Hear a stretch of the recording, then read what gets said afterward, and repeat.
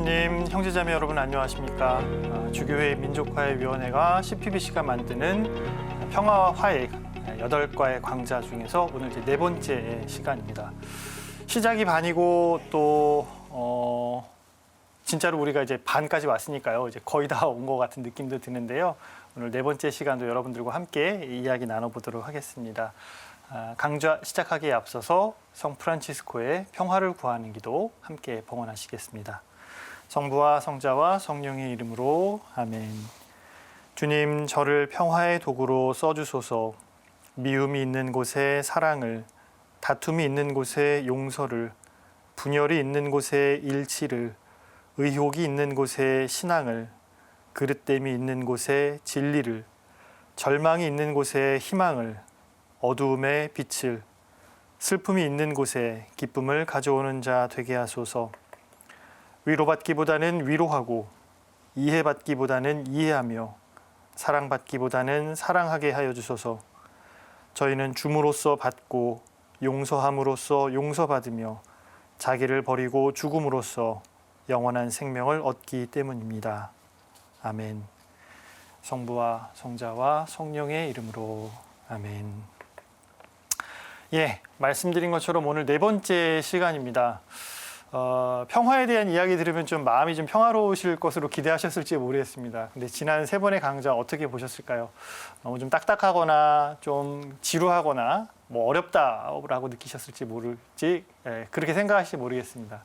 근데 좀 그렇게 생각하시는 게 맞을 수도 있는 게 이 책의 구성이 이제 앞에 1, 2, 3과 그리고 4, 5과 6, 7, 8과 이렇게 3개의 구분으로 나눠져 있는데요. 앞에 1, 2, 3과가 좀 이론적인 부분입니다. 그리고 특별히 평화에 대해서 정의를 내리고 또 좀 학문적으로 바라보는 부분이어서 1, 2, 3과를 보셨으면 조금 재미없고 딱딱하다라고 느껴질 수 있을 텐데요. 오늘 이 부분은 약간 좀 말랑말랑한 부분입니다. 그래서 4가와 5가 이 두 부분은 바로 평화에 대한 영성에 대한 부분입니다. 앞선 부분들이 조금 거친 음식이었다면 여기는 달콤한 그런 뭐 디저트라고 할까요? 또 그러면서도 우리에게 좀 일상에서 좀 같이 생각해 볼 수 있는 주제가 될 것 같아서요.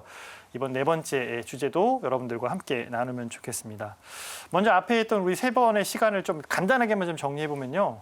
제가 평화에 대한 정의에 대한 부분이라고 말씀드렸는데 기억나실지 모르겠습니다. 첫 번째 강의에서는 성서에서 말하는 평화를 정의했습니다. 그리고 두 번째 시간에서는 역사적으로 어떻게 됐는지에 대한 부분을 정의했고요. 그리고 3번째 3과에서는 사회규리 안에서 평화가 어떻게 발전했는지에 대한 부분을 좀 정리했고요. 이제 오늘과 내일은 이런 평화에 대한 내용들 가운데에서 구체적으로 우리가 좀 기억할 수 있는 평화 영성에 대한 내용입니다. 그래서 이번 주는 바로 자비에 대한 내용들 함께 살펴볼 것이고 다음 주에서는 용서와 화해라는 주제를 좀 살펴볼 수 있을 것 같아요. 좀 부드럽고 달콤한 그런 마음으로 대하시면 좋겠는데 어떻게 잘 될지는 모르겠습니다. 우리가 평화를 이야기할 때 사실은 그 평화에 앞서서 발생하고 있는 여러 가지 갈등들이 있죠. 일상 안에서 여러분들이 어떤 우리가 뭐 남북의 대치, 동북아시아 평화, 전 세계의 평화 이런 부분들을 논의하기에 앞서서 개인적으로 내가 겪고 있는 어떤 갈등들이 있습니다. 그게 가족 간의 문제일 수도 있고요. 그리고 어떤 내 친구들과의 어떤 관계일 수도 있고요. 아니면은 지금 뭐 회사나 일터 안에서 겪게 되는 어떤 갈등일 수도 있습니다. 근데 이제 그런 갈등을 극복할 수 있는 어떤 힘, 그 갈등을 극복할 수 있는 어떤 지혜, 뭐 이런 부분들로서 우리가 추구해야 되는 그런 마음가짐이나 영성은 무엇인지, 그리고 또 구체적으로 그런 부분들 안에서 하느님의 은총을 청할 수 있는 부분은 무엇인지에 대한 부분들을 살펴보면 될 것 같습니다. 우리가 평화를 2가지로 정의한다고 했잖아요. 처음에는 전쟁이 없는 상태라고 하는 그런 소극적 평화가 있고, 갈등이 해소된 의미로서의 진정한 평화를 이제 적극적 평화라고 할 텐데, 오늘과 다음 주에 나오는 이 평화 영성에 대한 부분은 우리가 구체적으로 갈등을 극복할 수 있는 영적인 힘을 함께 기억하고 좀 나눌 수 있는 시간이지 않을까 싶어서 이 시간 여러분들과 함께 또 좋은 의미 있는 시간 가질 수 있으면 좋겠습니다. 자, 먼저 오늘 이 평화 영성에서 첫 번째로 소개하고 싶은 주제는 바로 자비에 대한 부분인데요. 오늘 4과의 구성은 이렇게 5개의 주제로 한번 좀 구원해 봤습니다. 먼저 자비란 무엇인지 그 개념에 대해서 먼저 좀 알아보고요. 딱딱하게 뭐 정의 내리는 거 안 한다고 했는데 처음부터 또 다시 또 정의를 내리는 부분입니다. 아무튼 그래도 우리가 자비가 무엇인지 배우는 부분 안에서 자비의 정의를 한번 생각해 보고요. 구약 성경에서 이야기하고 있는 자비는 무엇인지, 그리고 세 번째 주제로는 신약 성경에서는 자비를 어떻게 이야기하는지, 그리고 네 번째로는 자비와 정의의 관계. 이 자비와 정의가 혹시 충돌하는 거거나 자비가 강조되면 정의가 약화되는 거 아니냐, 뭐 이런 부분에 대한 두 관계를 살펴보겠습니다. 그리고 마지막 시간에 그렇다면 오늘 우리가 배운 것 안에서 일상에서는 어떻게 생각할 수 있을지를 함께 살펴보도록 하겠습니다. 자, 자비에 대한 어떤 개념인데요. 자비하면 여러분들 어떤 마음이랄까, 이미지가 먼저 떠오르실지 모르겠습니다. 저는 근데 사실은 천주교 신부이고 또 교회 안에서도 이런 자비에 대한 이야기를 많이 하지만, 제가 다른 분들을 만나보거나 아니면 저 스스로도 자비하면은 어떤 불교가 먼저 떠오르신다라는 분들을 참 많이 만나게 돼요. 우리 그리스도교에서는 예수님의 사랑, 하느님의 사랑을 이야기하고 자비는 부처님이 선포하신 진리 가르침 아니냐라고 하면서 어떤 동양적인, 어떤 불교적인 그런 부분들을 먼저 떠오르시는 분이 많이 계실지 모르겠습니다.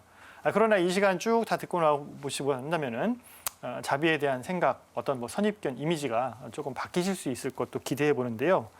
우선 국어사전에서 자비라는 말은 남을 깊이 사랑하고 가엾게 여김이라고 합니다. 그리고 또는 그렇게 여겨서 베푸는 혜택이라는 그런 의미를 갖고 있다고 합니다.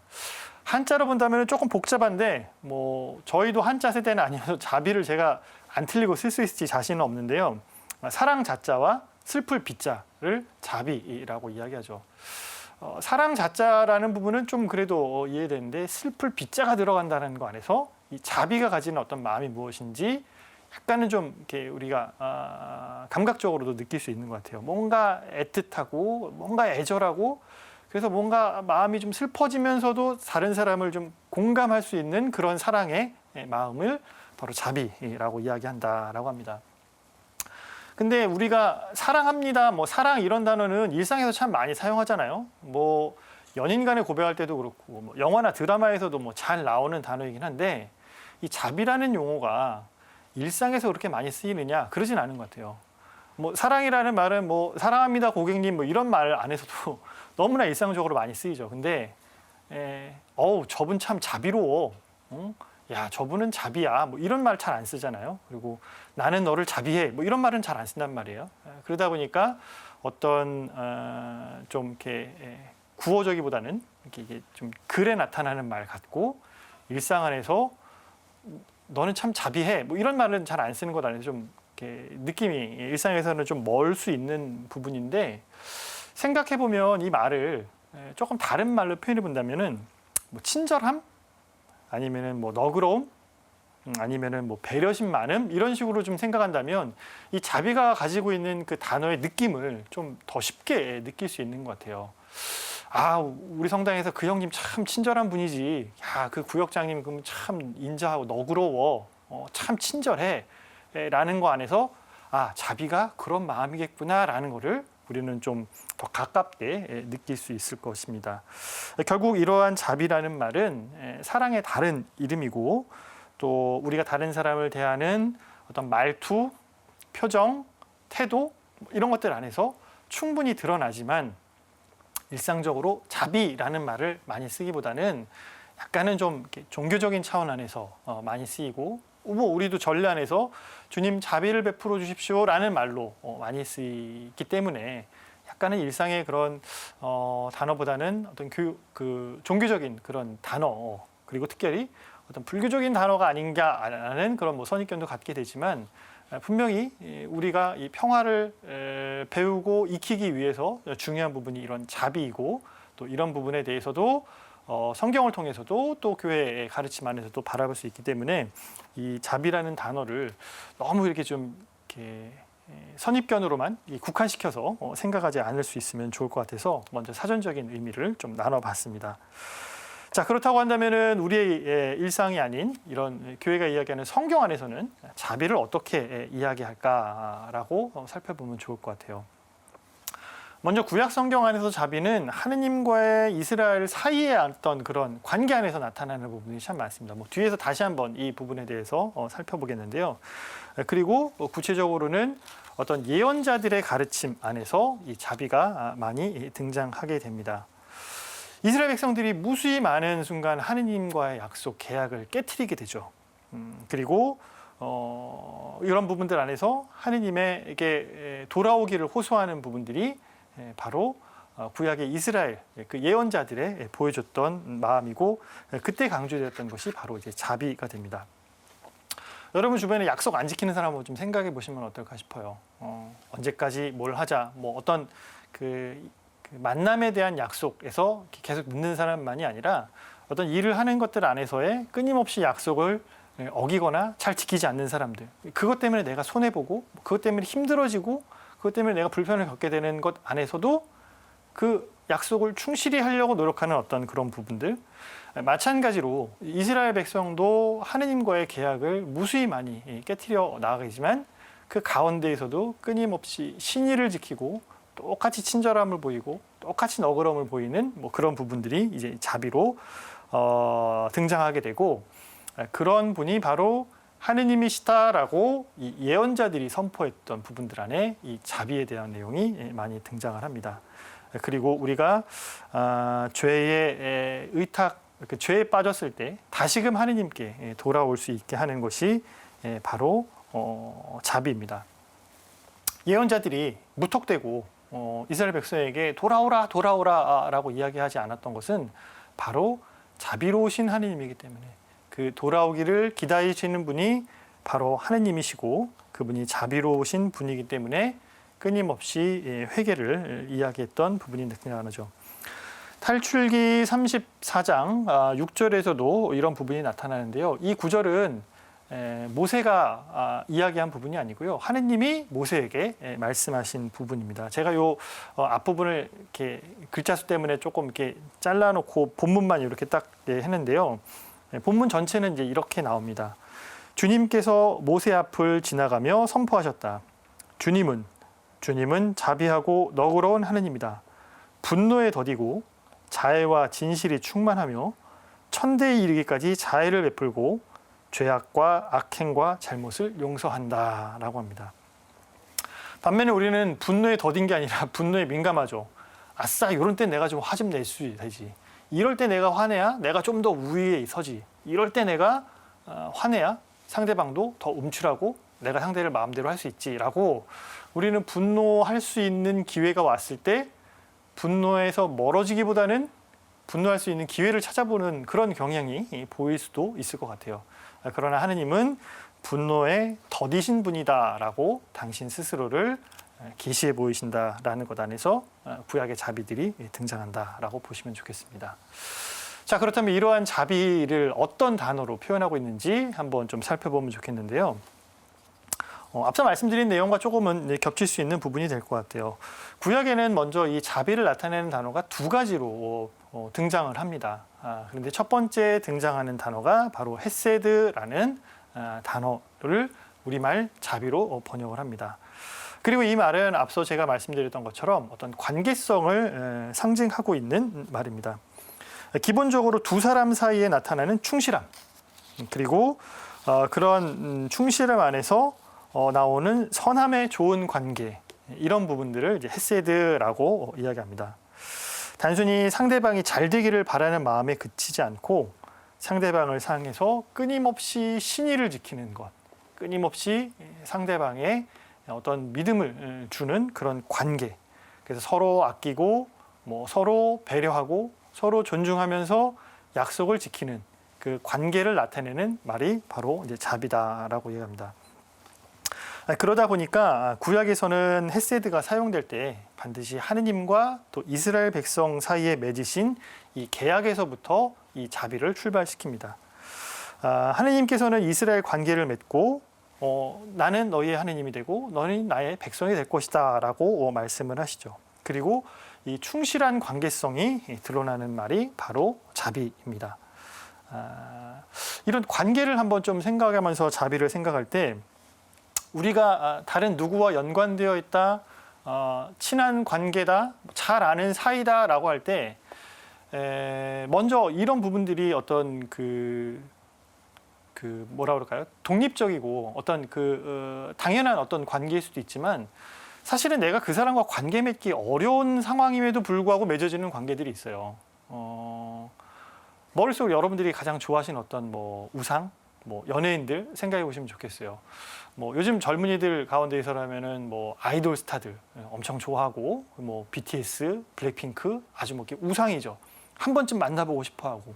근데 만나는 거를 뛰어넘어서 같이 식사를 하고 그것이 아니라 뭐 같이 여행을 하고 이야기를 나누는 그런 관계를 맺는다라는 걸 상상해 보고 또 뭐 어르신분들 하면은 요즘 뭐 유명한 그런 연예인들 많이 있지만 뭐 제 주변에도 임영웅 좋아하시는 분들 참 많은데 와, 한 번만 봤으면 하고 뭐 팬클럽 분들 열심히 활동하고 있지만 그렇게 내가 관계 맺기 조금 어렵고 그리고 이런 부분도 어떤 좀 위계로 설명하면 좀 그렇긴 한데요. 뭐 수직 정의에서 나보다 높은 사람이라고 생각을 할 때 내가 쉽게 만나기 어려운 사람이라고 할 때 그 상대방이 먼저 나와 이런 관계를 맺자라고 다가갈 때 얼마나 우리가 영광스럽고 기분이 좋고 그리고 나 저 사람 잘 알아, 저 사람 친해라고 할 때 그 관계가 얼마나 풍요롭고 좋은 부분이 되겠어요. 그런데 그렇게 맺어진 관계 안에서 상대가 잘못한 것이 아니라 내가 잘못해서 그 관계를 깨어버리는 것을 생각해 본다면 바로 하느님과 이스라엘이 맺고 있는 그 관계를 우리가 쉽게 좀 이해할 수 있을 것 같습니다. 하느님이 이 세상을 창조하시고 모든 만물을 주재하시는 분인데 유독 이스라엘 백성만을 부르고 이스라엘 백성과 관계를 맺고 당신을 열어 보이시고 계시하시며 사랑과 축복을 내려주시죠. 그러나 이스라엘 백성은 그 관계에 엄청난 그런 은총이 있다라는 것, 그런 엄청난 그런 사랑이 있다라는 것을 너무나 쉽게 잊어버리고 다시 그 관계를 깨어버립니다. 그럼에도 불구하고 내가 관계 맺기 어려운 그분과 관계 맺은 것부터가 자비로고 그런 것부터가 이제 어떤 배려이고 친절함인데 그 부분을 내 입장에서 너무나 쉽게 내던졌음에도 불구하고 하느님은 끊임없이 신실하심을 지키신다. 끊임없이 우리에게 어떤 당신의 의무를 다하신다라는 것. 내가 먼저 깨트렸기 때문에 더 이상 상대방이 그 계약을 지킬 의무가 남아있지 않음에도 불구하고 끝까지 그 의무를 지키려고 노력하는 것. 그것이 바로 구약에서 이야기하는 이 헤세드, 거기에 나타나는 그 자비라는 말로 표현될 수 있습니다. 일상 안에서 여러분들 안에서도 좀 서먹해진 사람들을 떠올려 보시면 좋을 것 같아요. 내가 이렇게까지 했는데 더 이렇게 해야 돼? 나는 할 만큼 했어. 내가 얼마든지 쟤한테 나는 충실했잖아. 근데 제가 저러고 이런 말을 하고 이런 행동을 하니 나는 당연히 관계를 끊어도 돼. 라는 게 아니라 그런 상황임에도 충실하고 그런 상황임에도 불구하고 친절하고 성의를 다하는 것. 그 마음이 바로 헤세드, 바로 자비다라고 구약 성경은 이야기를 합니다. 뭐 가족 간에도 그럴 수 있을 것 같고요. 그리고 뭐 같은 일을 하는 사람들 안에서도 그럴 수 있을 것 같아요. 그리고 우리는 많은 순간 그런 때에 나는 안 해도 된다라는 마음으로 흐르기 쉽지만 우리가 그 하느님께 받았던 그 자애의 마음, 자비의 마음을 기억한다면 우리 역시도 그런 자비로운 마음으로 다른 사람을 대하고 그것이 바로 갈등을 극복할 수 있는 중요한 어떤 힘의 원천이 될 수 있다라고 볼 수 있습니다. 가족 간에도 이런 서로 자비의 마음이 많이 필요하다라고 생각이 듭니다. 이렇게 핵가족화되면서 관계가 다양하지 못하지만 그렇기 때문에 한번 깨어져 버린 그런 가족의 관계를 다시 회복할 때도 어떤 형태로든지 간에 어느 한쪽에 자비의 마음이 분명히 필요할 것 같고 그 관계를 우리는 하느님과 이스라엘 관계를 나타내는 이 헤세드의 자비에서도 살펴볼 수 있을 것 같아요. 구약에 등장하는 자비의 단어 두 번째는 바로 라하임이라는 단어입니다. 근데 이 부분은 앞서 나왔던 헤세드하고는 좀 달라요. 그 부분은 관계 안에서의 충실함이라는 뜻을 나타냈다면 이거는 다른 형태의 어떤 사랑, 다른 형태의 자비를 나타내는데 바로 모성적인 그런 사랑을 뜻한다고 합니다. 그래서 히브리에서의 그 자궁을 뜻하는 러험이라는 말과도 어근이 같은 말이고요. 이 라하임이라는 말은 그냥 무조건 내주는 것, 그런 자비를 나타낸다고 합니다. 그냥 뭐 아무것도 묻고 따지지도 않는 그런 사랑, 그런 마음이 바로 이 라하임이라는 말로 표현되는 자비다라고 이야기를 하죠. 어머니가 자녀에게 뭔가를 베풀 때 정말 뭐 묻고 따져보고 어제는 내가 이만큼 했으니까 오늘은 좀 덜 해도 되겠지 뭐 이런 식으로 사랑하지는 않으시잖아요. 아픈 자녀를 보면 똑같이 아파하시고 힘든 자녀를 보면 똑같이 힘들어하시고 내가 조금 더 피곤하고 내가 조금 더 어떤 그 수고로움을 겪더라도 얘가 좀 편했으면 좀 더 좋은 거 먹었으면 좀 더 편했으면 하는 마음에 내가 기꺼이 불편과 피곤을 선택하게 되는 것이 바로 그 부모의 어머니의 그 자비인데요. 그런 의미를 나타내는 말이 바로 구약의 라하임이라는 말이라고 합니다. 다니엘서 9장 9절에서도 인용되듯이 주 저희 하느님께서는 자비하시고 용서를 베푸시는 분입니다 라는 부분 안에서 나타내는 단어가 이 라하임이라고 합니다. 갈등 안에서 그냥 있는 그대로 모든 것을 다 받아줬던 경험이 있으실지 모르겠어요. 아니면 상대가 이런 갈등들 안에서 있는 그대로의 나를 다 받아주고 이해해줬던 그런 경험, 혹은 나는 그렇게 마음을 베풀 수 있을까라고 생각한다면 이 구약에 품고 있는 라하임이라는 단어를 우리가 좀 기억해야 할 것 같습니다. 이건 이랬고 저건 저랬고 그렇기 때문에 지금 내가 이러는 게 당연한 거고 너가 이래야 되는 게 맞는 거고 라고 하면서 모든 것을 묻고 따지고 계산해 보면서 어떤 평화를 이룩하고 갈등을 극복하는 것이 아니라 그냥 기꺼이 손해보는 것, 기꺼이 손해를 보는 마음, 그런 마음들 안에서 갈등의 당사자들이 배울 수 있는 그런 마음이 바로 구약의 라하임.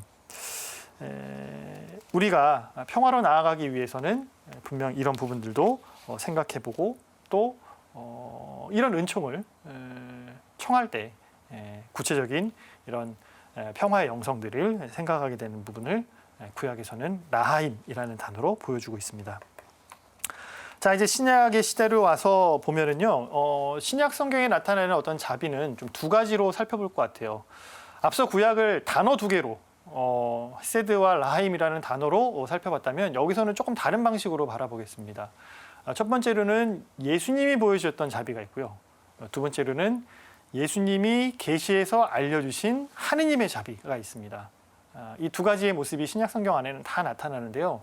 먼저 예수님이 당신이 직접 보여주셨던 자비의 부분은 어떤 부분일까를 살펴보면 신약 성경에 아주 많은 부분들이 이 예수님의 자비를 나타내고 있죠. 특별히 예수님이 구체적으로 만났던 여러 사람들과의 관계 안에서 그 예수님의 자비가 등장을 합니다. 하느님의 그 예수님의 친절한 모습, 예수님의 너그러운 모습, 예수님의 그런 베풀어 주시는 그런 모습들이 바로 사랑의 다른 이름으로 자비로 등장을 하는데 구체적으로 약하고 힘든 사람들 안에서 이 예수님의 자비가 잘 표현되죠.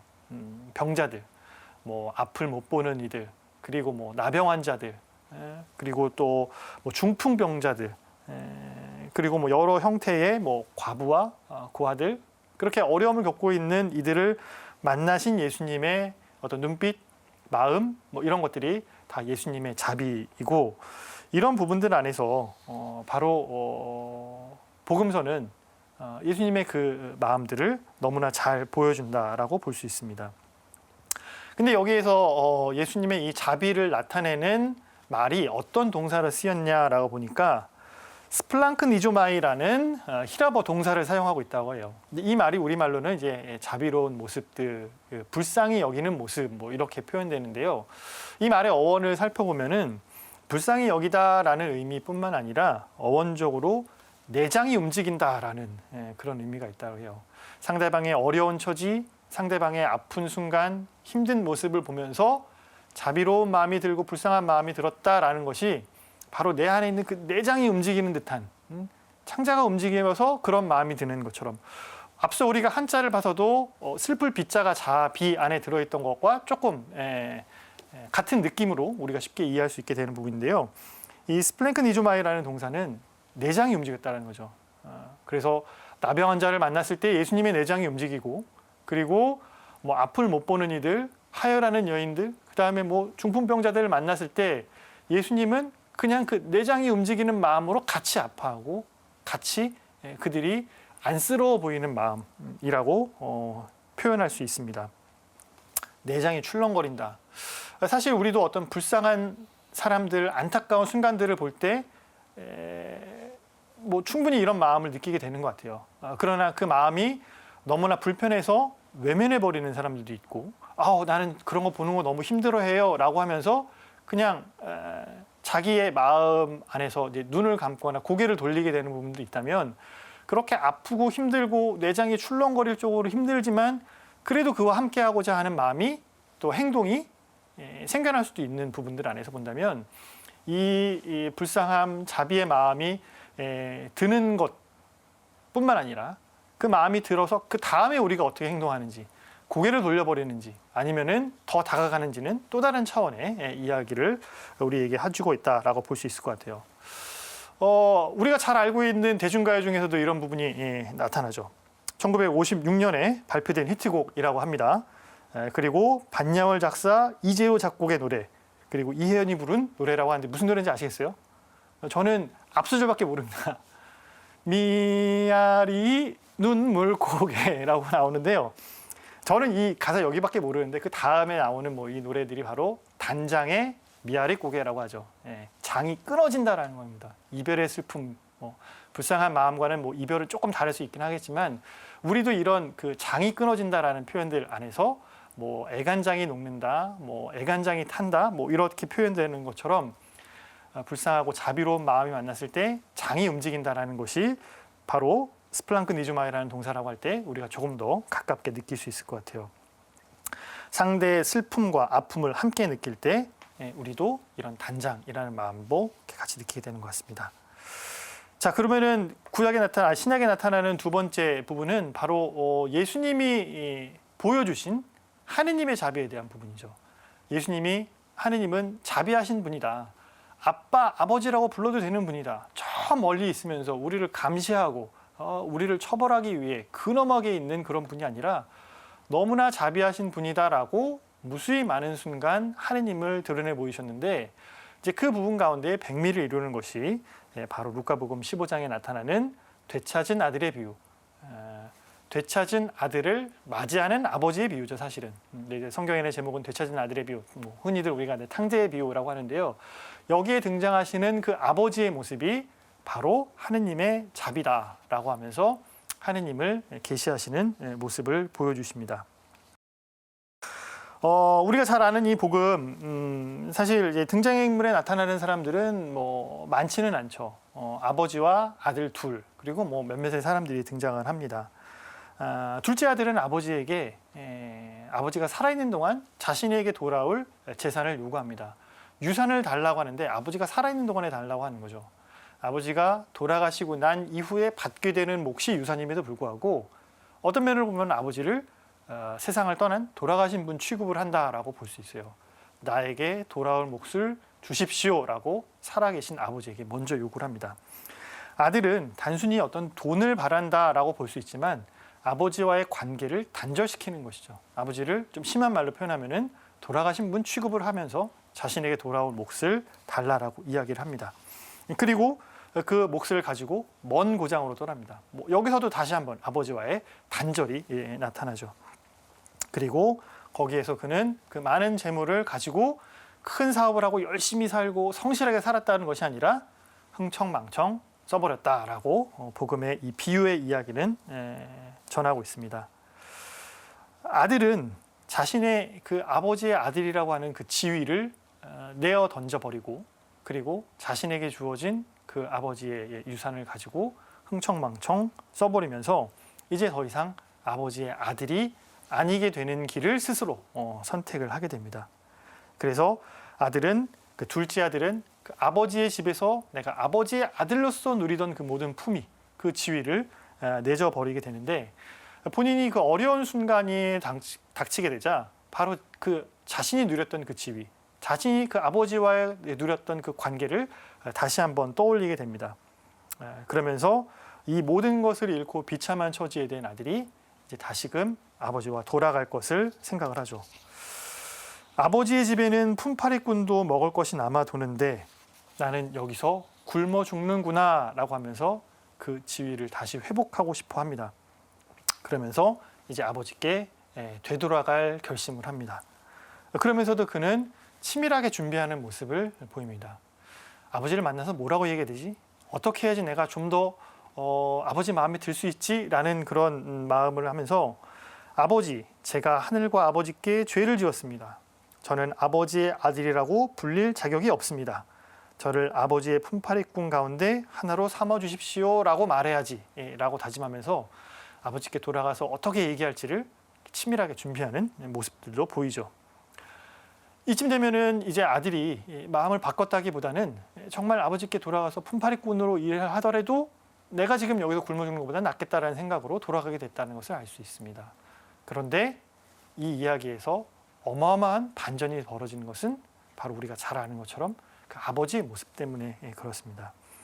아버지는 멀리서 아들이 다가오자 버선발로 달려갑니다. 그리고 아들한테 뭐라고 물어보지도 않아요. 너 어디 갔다 오는 길이냐? 그동안 무슨 일이 있었냐? 꼴이 왜 이 모양이냐라고 묻지 않고 제일 먼저 아버지가 보여준 행동은 바로 아들의 목을 그저 끌어안는 것이라고 복음은 전합니다. 아들은 뭐라고 말할 기회조차도 잃어버리죠. 그리고 그렇게 멀리서 오는 아들을 보자마자 아버지는 달려나가서 치근한 마음이 들었고 목을 끌어안고 또 입을 맞추었다라고 합니다. 그리고 난 다음에야 이제 아들의 마음이 복음서에 나옵니다. 그제야 저는 죄를 지었고 아버지의 아들이라고 할 자격이 없다라고 이제 이야기를 하죠. 그럼에도 불구하고 이 아버지는 아들에게 뭔가 잘못을 추궁하지 않습니다.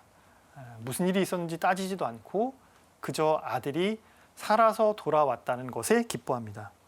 그리고 그 아버지는 그 기쁨에 가득 차서 잔치를 베풀죠.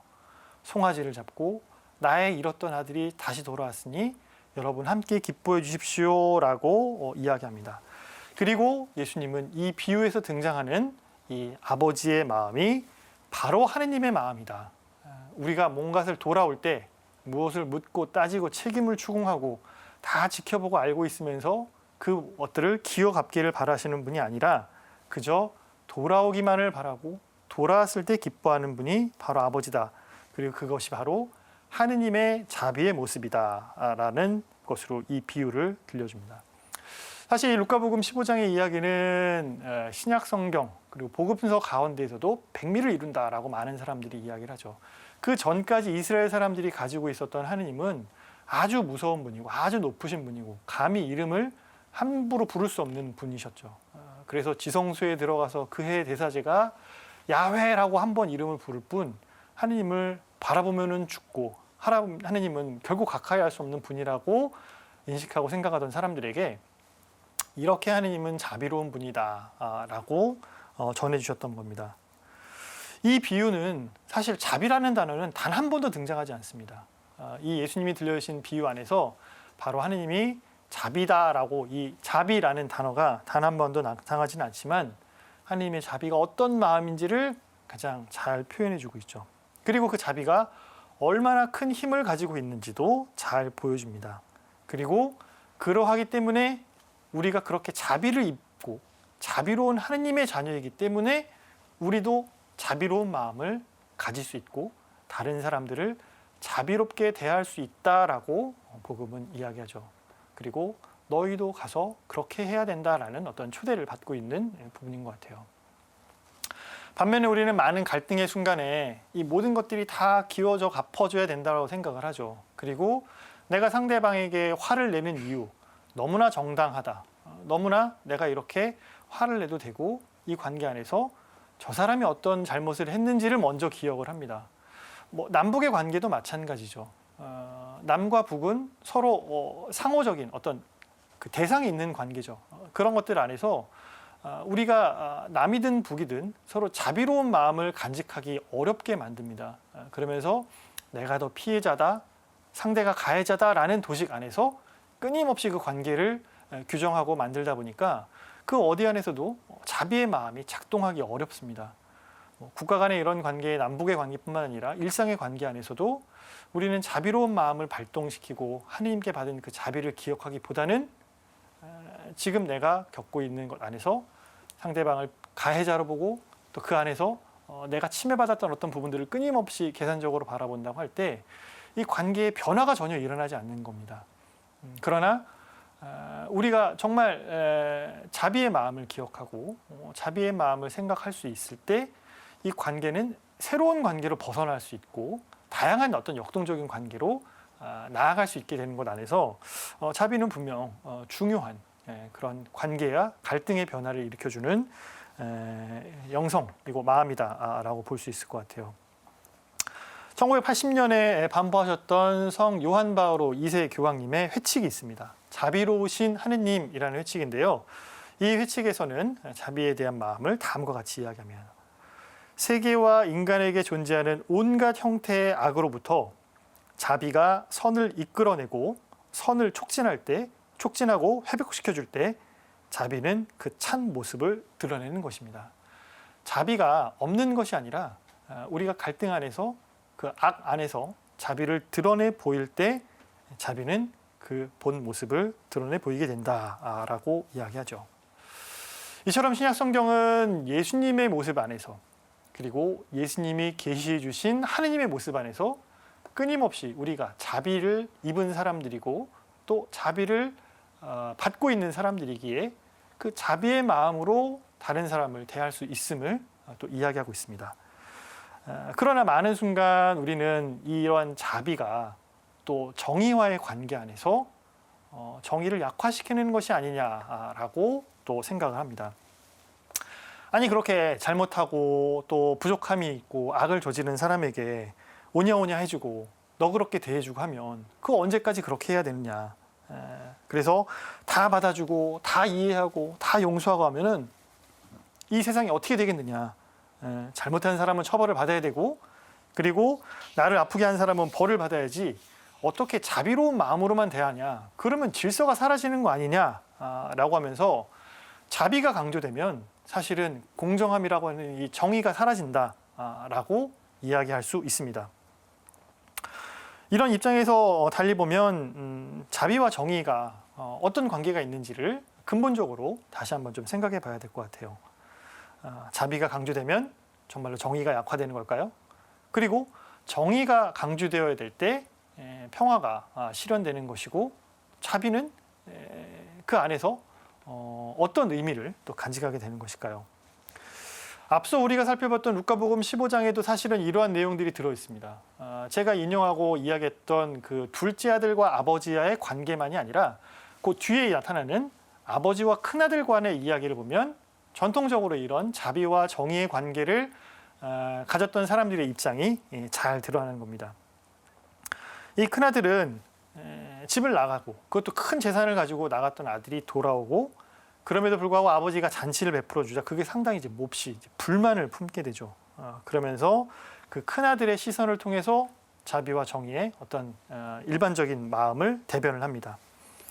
큰아들은 둘째가 아무것도 잘못한 것에 대한 그런 보상 없이 돌아오고 또 그 잘못에 대해 아무것도 묻고 따지지 않는 아버지에게 불만을 품게 되죠. 그리고 심지어 그런 둘째 아들을 두고 잔치까지 베풀어주는 것에 대해서 크게 화를 냅니다. 자신은 아버지 곁에서 성실히 일하며 살았는데 자신에게 주어진 것은 없고 자기에게는 친구들과 즐기라고 염소 한 마리 주지 않던 아버지가 송아지까지 잡아주시다니 아주 그 아버지의 자비로운 마음을 불만을 품습니다. 이런 그 큰아들의 모습은 자비와 정의의 관계에서 많은 사람들 또 우리의 마음을 대변한다라고 볼 수 있습니다. 본래는 주어야 할 것을 주고 받은 것을 받는 것이 정의인데 다 받아놓고서 또 용서받고 또 받아들여지는 그 동생을 대하는 마음이 그래서는 안 된다라고 보는 것이죠. 이런 사례가 바로 자비와 정의가 충돌하는 사례라고 망하고 정의가 없고 자비만 있으면 세상은 불의에 가득할 것이다 라고 말합니다. 그러나 이 복음의 구절 어디에도 자비가 죄악과 불의와 악한 표양을 방관하는 것이다 라고 말하지는 않아요. 앞서 이야기했던 그 요한 바오로 2세의 자비로우신 하느님에 대한 회칙의 내용을 다시 한번 좀 보면 좋겠습니다. 구체적으로 제가 좀 그 본문을 인용해 왔는데요. 함께 보시면 좋겠습니다. 자비의 영역에서는 반드시 정의의 기본 구조가 들어 있습니다. 그러나 자비는 정의의 새로운 내용을 부여하는 힘을 갖고 있으며 그 새로운 내용이 가장 단순하고 온전하게 드러나는 것이 용서입니다. 자비라는 것은 결코 그런 어떤 정의라는 말과 대응되는 것이 아니다라고 이야기하죠. 계속해서 한번 본문을 보겠습니다. 용서는 정의의 고유한 배상과 가해자의 중단이라는 과정 외에도 사랑이 필요하다는 것을 보여주며 사실 그래야만 인간이 자신을 인간으로 수긍하기에 이릅니다. 사랑이 그 고유한 본성을 드러낼 수 있으려면 정의의 요건을 채우는 일이 꼭 필요합니다. 자, 자비와 정의는 서로 상충하는 것이 아니다. 기본적으로 정의는 있는 것이고 그 안에 자비의 마음이 보충되어야 된다라는 것이죠. 그래서 자비는 정의를 전제하고 있고 정의는 분명히 필요한 가치다. 그래서 우리가 이런 정의와 자비를 살펴볼 때 이것이 꼭 충돌하는 것만이 아니라 오히려 역사적으로 살펴본다면은 정의만이 강조되었을 때에 오히려 평화롭지 않았음을 우리는 알고 있습니다. 정의의 이름으로 너를 가만두지 않겠어. 정의의 이름으로 명하노니. 여기에 정의를 세우기 위해서 나는 이것 한다라고 하는 부분들에서 무수히 많은 폭력들, 어떤 힘의 관계들, 그리고 어떤 전쟁들이 벌어졌지. 그런 순간들이 자비라는 이름으로, 정의라는 이름으로 잘못된 어떤 그런 힘에 대한 부분들이 관여가 됐을 부분이지 정의만 가지고 사실은 평화를 이룩하기 어렵다라는 것이죠. 물론 정의는 중요합니다. 그리고 정의 자체를 자비가 부정하는 것도 결코 아닙니다. 그러나 우리가 복음 안에서 자비를 강조하는 이유는 바로 정의만 가지고 평화를 이룩하기 어렵다. 그래서 정의는 평화의 필요 조건이고 있어야 되는 부분이지 정의만 있으면 된다는 충분 조건이 아님을 강조하면서 우리가 끊임없이 잘못 생각하게 되고 약하게 생각하게 되는 그 자비가 정의와 함께 필요하고 정의가 전제된 상태 안에서 자비로 나아가야 되는 걸 이야기합니다. 그래서 많은 사람들이 이야기하는 것처럼 교회가 너무 역사를 모르고 현실을 모르기 때문에 그렇게 자비를 강조하는 거 아니냐라는 부분 안에서 역대 교황님들의 이야기들은 오히려 그 역사적인 측면 안에서 정의만이 강조되었음을 분명하게 지적을 하고 그리고 더 정의와 함께 자비가 보완돼야 함을 강조하는 그래서 오히려 더 역사적인 현실적인 부분을 더 잘 이해하고 있는 모습으로 우리는 필요할 것이고요. 이 정의의 바탕을 주되 이 자비 안에서는 분명한 용서와 화해도 필요하다는 거죠. 진심으로 용서를 청하는 것, 그리고 관계가 회복되는 화해가 이루어지는 것, 그리고 여기서 중요한 것은 회개가 필요하다라는 것이죠. 그리고 그 안에서 관계가 복원될 때 자비로운 마음으로 이 용서를 받아들일 수 있는 것이 정의만 갖고는 불가능하다라는 부분을 이야기를 해줍니다. 역사적으로는 정의라는 이름 때문에 정말 많은 파멸이 있었지만 자비라는 이름 때문에 파멸이 이루어진 부분들은 없으리라 보고요. 이제 그런 부분들이 더 역사를 직시하시는 그런 교회와 교황님들의 가르침인 것 같습니다. 2015년에 우리는 자비의 특별 희년을 이제 보내셨습니다. 프란시스코 교황님께서는 이 시대에 진정함이 필요한 어떤 하느님의 마음, 그리고 우리가 배워야 되고 우리가 간직하고 우리가 기억해야 할 것이 바로 하느님의 자비이고 우리가 자비로운 사람이 되어야 된다라고 강조하시면서 2015년을 특별 희년으로 보냈습니다. 그리고 그 특별 희년을 선포하는 그 칙서에서 다음과 같이 이야기하십니다. 하느님께서 정의에만 머무르신다면 그분은 더 이상 하느님이 아니시고 단지 율법 준수만 요구하는 인간과 같게 되실 것입니다. 하느님이 정의에만 머무르신다고 한다면 이거 지켜야 되고 저거 해야 되고 저거 해야 되는 우리의 인간과 뭐가 다를 것이냐. 그분은 정말 자비로우신 분이다 라고 하죠. 계속해서 보겠습니다. 정의만으로는 충분하지 않습니다. 경험에 비추어 보면 정의만을 요구할 때 결국 정의가 무너지게 됩니다.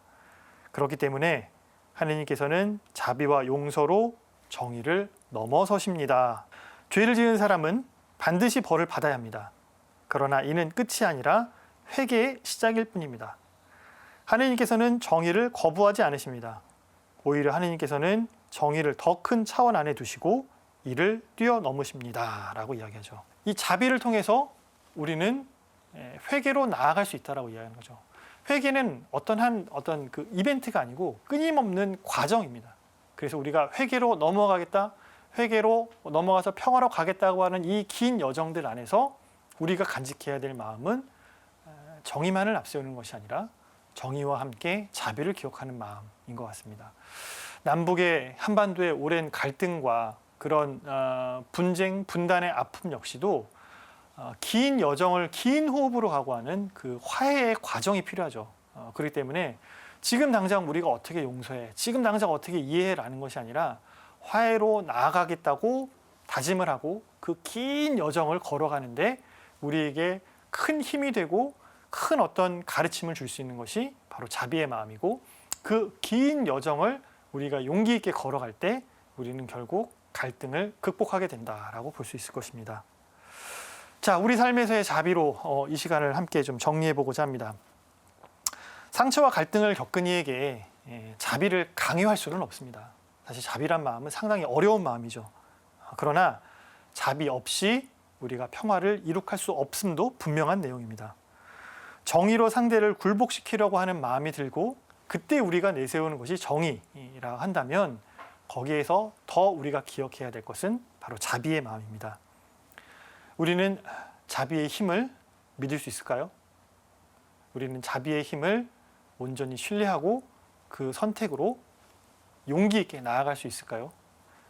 그러기 위해서는 우리가 먼저 자비를 입은 사람들이라는 것, 그리고 그 마음 안에서 자비의 은총을 청할 때 구체적인 갈등의 순간을 극복할 수 있을 것입니다.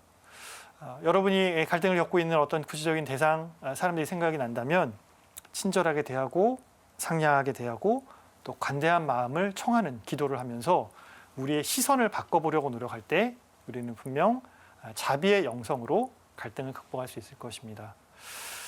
강의 마지막에 주교회에서 만든 이 강죄에 대한 영상 교리가 함께 요약본으로 나가야 되는데요. 오늘도 마무리하시면서 그 영상 보면서 오늘의 일정들 다시 한번 기억하실 수 있으면 좋겠고요.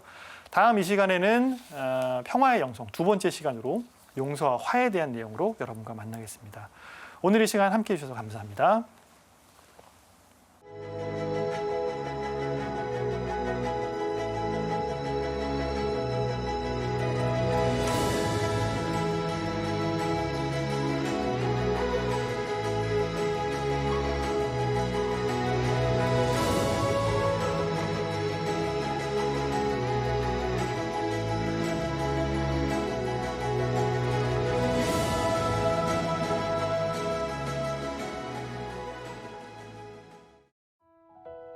성경은 하느님의 자비에 대한 책이라고 할 수 있을 만큼 하느님의 자비에 대한 이야기로 가득합니다. 대표적인 것으로 되찾은 아들의 비유와 착한 사마리아인의 비유, 되찾은 양의 비유 등이 있죠. 성 요한 바오로 2세 교황은 되찾은 아들의 비유에 자비의 진수가 담겨 있다고 했습니다. 성인은 이 비유에서 작은 아들을 용서하는 아버지의 모습으로 하느님을 보여주는 것이라고 했는데요. 아들이 용서를 구할 틈도 주지 않고 곧바로 모든 것을 용서하는 아버지의 모습이 무한한 자비를 지니신 하느님의 모습과 닮았기 때문이죠. 착한 사마리아인의 비유도 하느님의 자비를 표현하는 대표적인 이야기입니다. 북이스라엘이 멸망한 후 사마리아 지역의 이스라엘인들은 이방인들과 혼인하였는데요. 이때 이방인들의 종교가 혼합되면서 정통 신앙을 지켰다고 자부하는 유대인들은 사마리아인들을 경멸하며 어울리지 않았습니다. 그런데 착한 사마리아인의 비유에서 강도를 당해 쓰러진 유대인을 도운 것은 레위인이나 사제가 아니라 사마리아인 뿐이었죠. 베네딕토 16세 교황에 따르면 그리스도인의 사랑 실천은 착한 사마리아인처럼 긴급한 요구와 특수한 상황에 무조건 응답하는 것입니다. 그리고 기회가 닿는 대로 우리가 할 수 있는 모든 것에서 헌신하며 직접 선행을 하는 것이 사마리아인의 원칙이며 예수님의 원칙이자 그리스도인의 원칙이라고 할 수 있죠. 사마리아인은 자신을 적대시하는 유대인을 자기 몸처럼 보살피며 자신이 할 수 있는 모든 방식으로 도와주었습니다. 그래서 원수에게도 사랑을 베푸는 착한 사마리아인의 비유는 하느님의 자비를 보여주는 사례라 할 수 있습니다. 프란치스코 교황이 2016년 세계 평화의 날 담화에서 밝힌 바에 따르면 자비는 하느님의 심장입니다. 그리고 자비는 나약함의 표시가 아니라 전능하신 하느님의 특성이기도 합니다. 자비를 베푸시는 하느님은 과거에 존재했던 분이 아니라 우리 곁에 지금 이 순간에도 함께 하시는 현재 진행형의 하느님입니다. 되찾은 아들의 비유에서는 동생을 따뜻하게 맞아주는 아버지를 못마땅해 하는 큰아들이 등장합니다. 큰아들의 입장을 옹호하는 사람들은 이 비유에서 자비와 정의가 충돌한다고 지적합니다. 그러면서 정의 없이 자비만 있다면 세상에 불의가 만연할 것이라 주장하죠. 하지만 성 요한 바오로 2세 교황에 의하면 복음서의 어느 구절에도 자비가 죄악이나 불의와 모욕을 방관한다는 메시지가 담겨 있지 않습니다. 자비와 정의는 대립하는 것이 아니라 오히려 자비의 영역 안에 정의가 들어 있습니다. 정의만으로는 평화를 이룰 수가 없습니다. 물론 하느님의 자비만 믿고 정의의 의무를 다하지 않는 것은 잘못입니다. 자비의 얼굴에서는 자비와 정의를 이렇게 표현합니다. 하느님께서 정의에만 머무르신다면 그분은 더 이상 하느님이 아니시고 단지 율법 준수만 요구하는 인간과 같게 되실 것입니다. 하느님은 자비와 용서로 정의를 넘어서 오히려 참된 정의의 바탕이 되는 사랑을 우리에게 보여주시는 분입니다. 우리는 자비와 사랑 안에서 하느님을 체험하면서 정의보다 강한 평화의 힘을 느낄 수 있는데요. 하느님의 풍성한 자비에 의탁하면서 내면 안의 평화를 새롭게 만들어 가시길 바랍니다.